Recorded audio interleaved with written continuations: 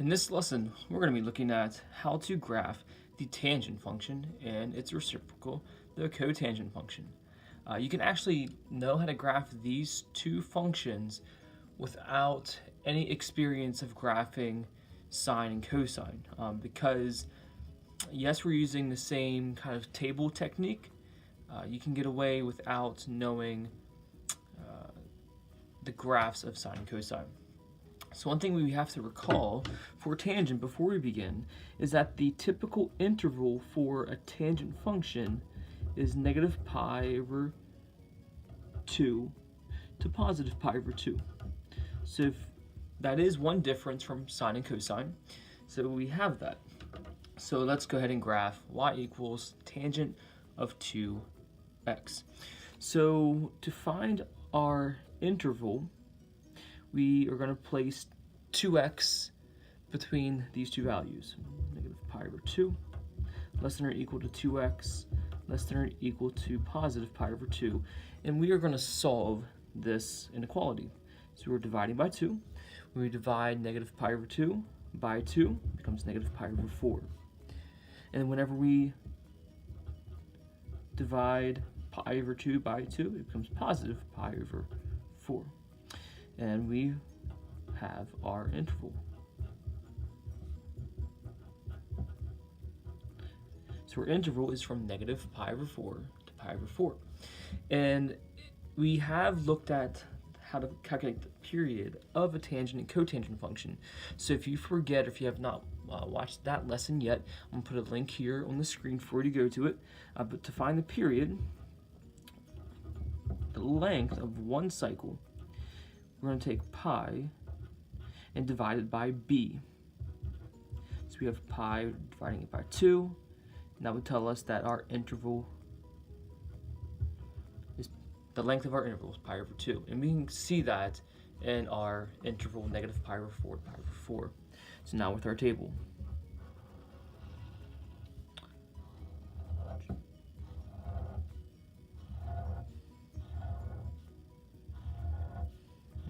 Okay, so we're going to have negative pi over 4, positive pi over 4. So looking for the midpoint of these two, see negative pi over 4, that's 0, half of 0 is 0. Then we're looking for the midpoint of the next two. So we would have negative pi over 4 and zeros, negative pi over 4. Dividing that by 2 would give us negative pi over 8. And applying that on the other side, positive pi over 8. So the second row of our table is going to be taking our x values and multiplying them by 2.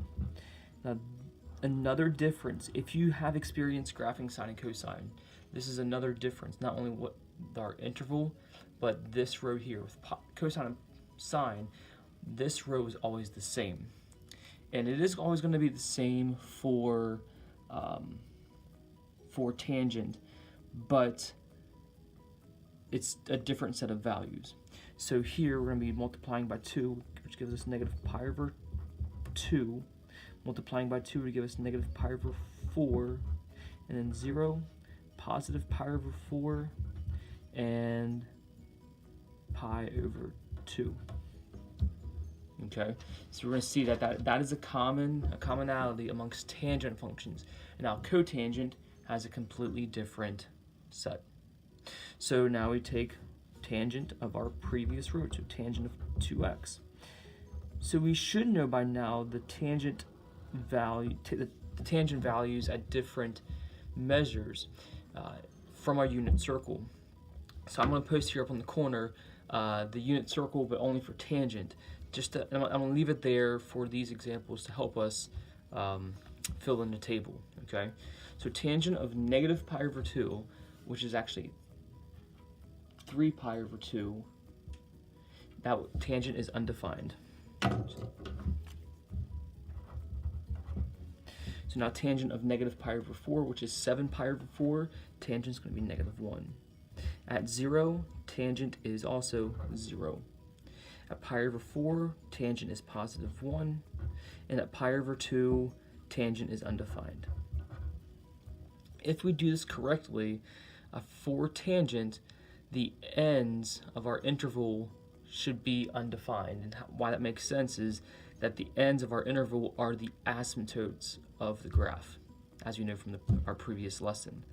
So now we just go ahead and graph what we see. So looking at, let's see, we have negative x values. So in graphing this,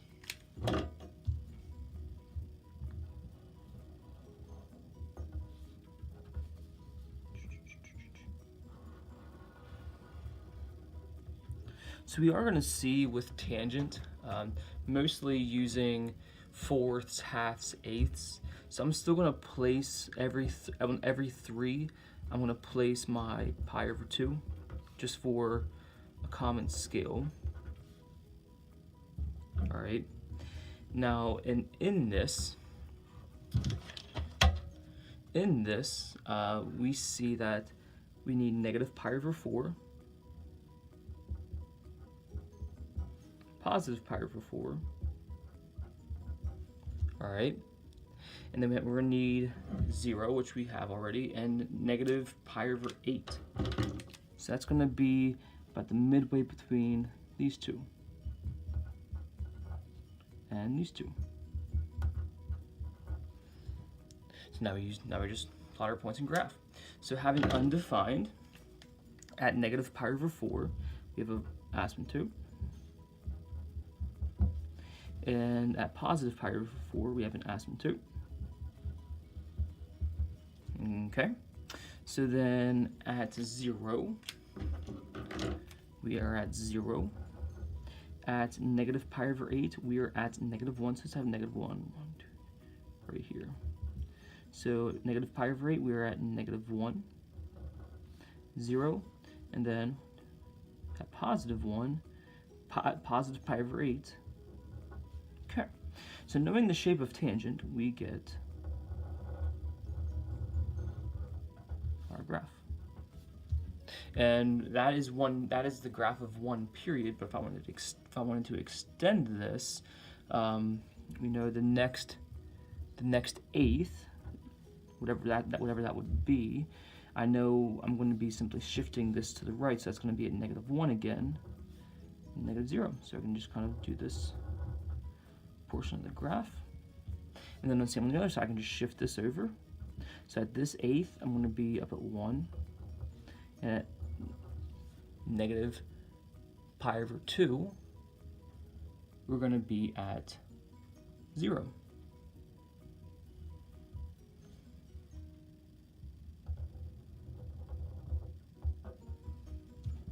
Just again, looking at our first period and shifting that left to right. So you might be thinking, well, wait a minute. Negative pi over 2 isn't tangent undefined at pi over 2? Yes, but understand that this is tangent of 2x. So I'm multiplying negative pi over 2 by 2, which would give us negative pi, and tangent is 0 at negative pi. Okay? So let's look at another one.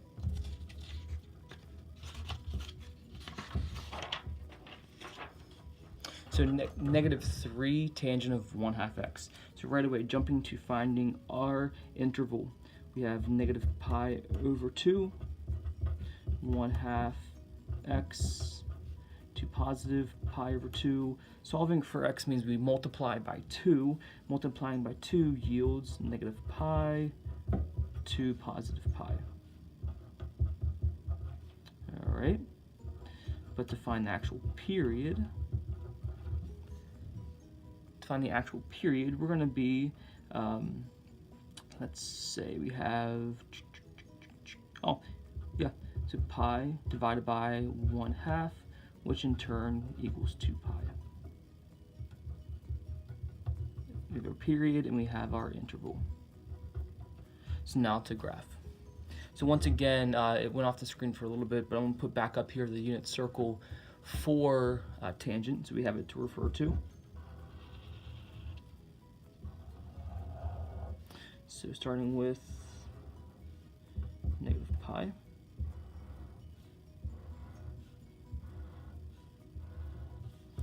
to positive pi. Midpoint of those two is going to be 0. Midpoint of negative pi and 0 is negative pi over 2. and positive pi over 2. That was easy enough. So now we take that and do 1/2 x. Okay.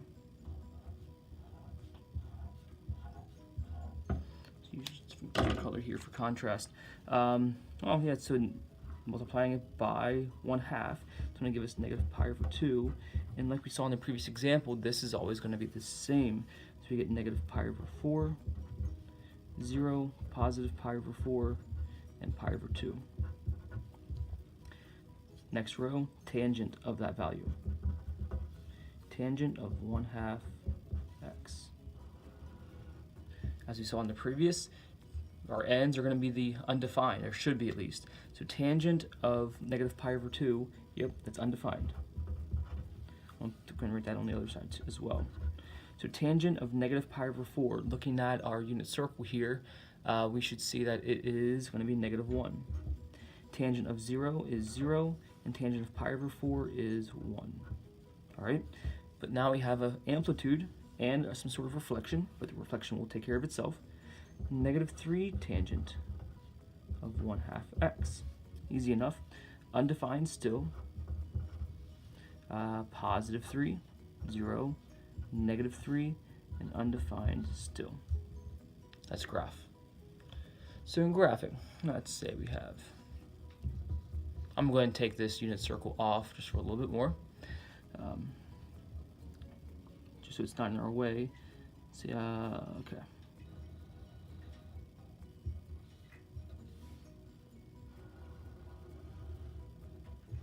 All right. So we have, let's say, negative pi. So here's negative pi over 2. We have negative pi. We have positive pi over 2. And pi. Okay. We have our vertical asymptotes at negative pi and positive pi. At 0, we were at 0. At negative pi over 2, we were at +3. Just put 3 here, put -3 down below. Okay, so at negative pi over 2, we're at +3. At positive pi over 2, we're at -3. And we can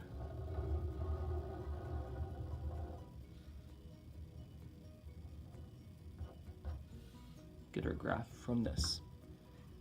And if I wanted to do a little, an additional piece on the ends, say, so at this point here, actually it'd be way out, it'd be at 2 pi again. Yeah, so this would be good enough just for the sake of size of our paper. I hope you understand what I was talking about. Having the pieces on the ends like the previous example, but with our period length here, extending that again, we would not have the space on my paper with my scaling, I should say. With the scaling I chose, I don't have space to do that. So we have tangent, graphing that. Really what has changed for us is the interval and knowing the new values in our table. So let's take a look at cotangent. So cotangent,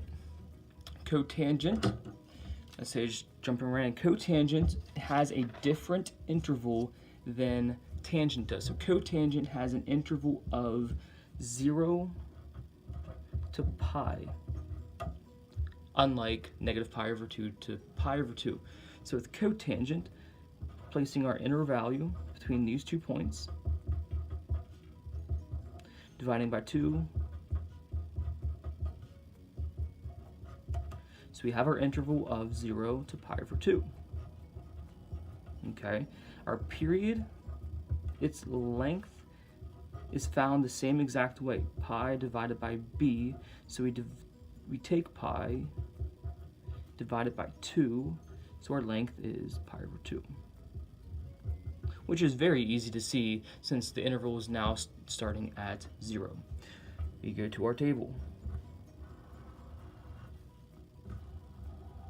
Okay, so with our table starting at 0,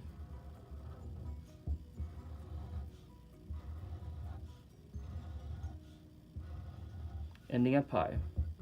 Easy enough, the middle of those two is going to be pi over 2. The middle of 0 and pi over 2 is pi over 4. And the middle of pi over 2 and pi is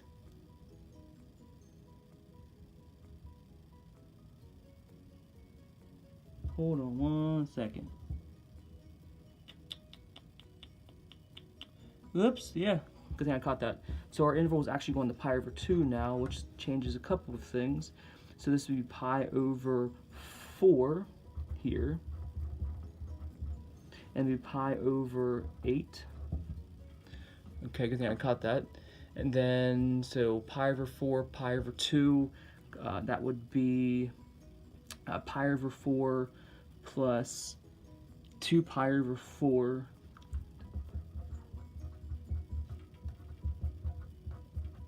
which would be 3 pi over 4. Dividing 3 pi over 4 by 2 is 3 pi over 8.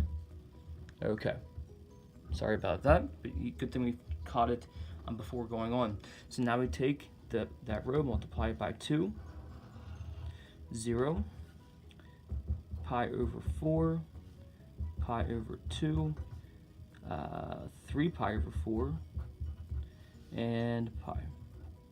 So with cotangent, this row will always be the same, but you could easily, if you don't want to memorize this, you could easily just go through and multiply the first row by 2 and you would have your values. So now we take the cotangent of our row. So cotangent, understanding that it is the reciprocal of tangent, meaning where tangent is 0, cotangent is undefined. Where tangent is undefined, cotangent is 0. Where tangent is 1 or -1, cotangent is still 1 or -1. So what has changed are the pi over 2 values and the pi values. Okay, understanding that. So with the cotangent of 0, tangent of 0 is 0. So cotangent we would have undefined. All right.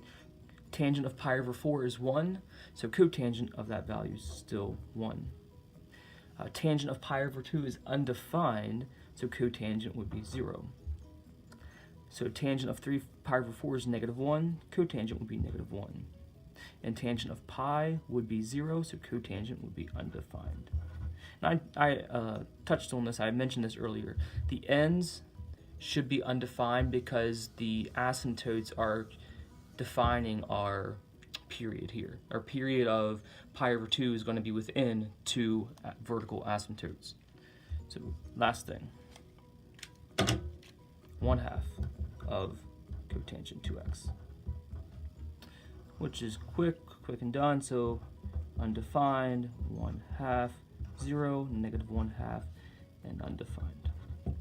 Graphing this, so starting at 0, that's nice to have that again. Let's do, I'll have it right here. All right, so we have 0 already. So we have pi over 2, put it right here.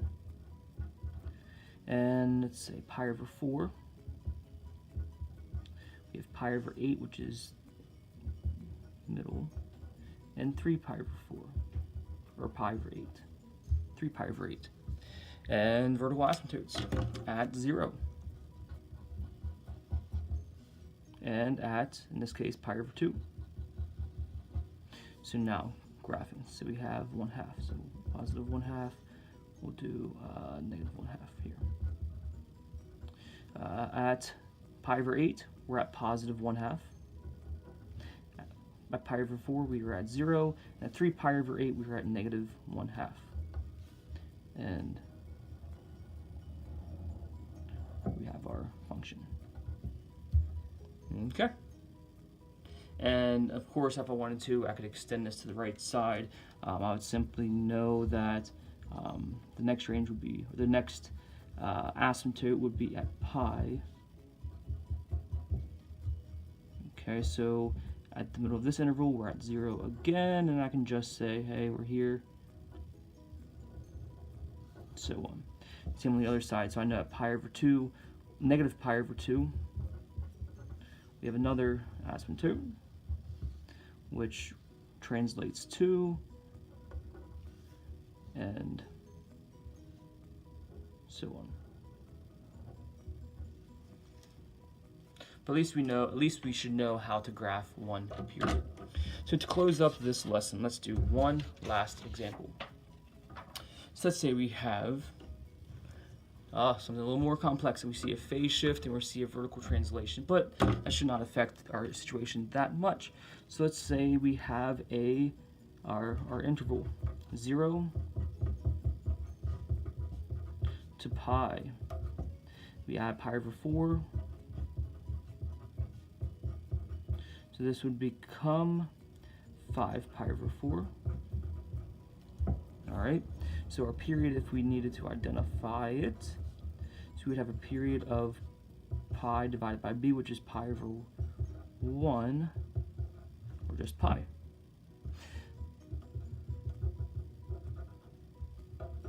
Okay, so table. So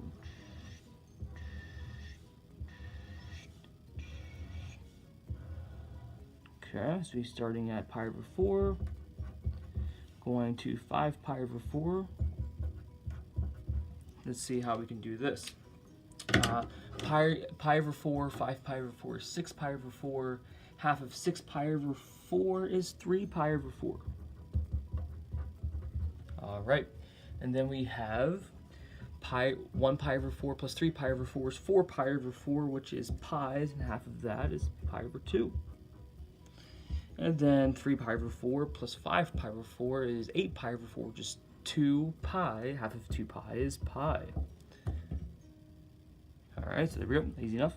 So now x minus pi over 4. We could do this with each one, or we know we're going from 0 to pi over 4 to pi over 2 to 3 pi over 4 to pi, followed by cotangent of those values.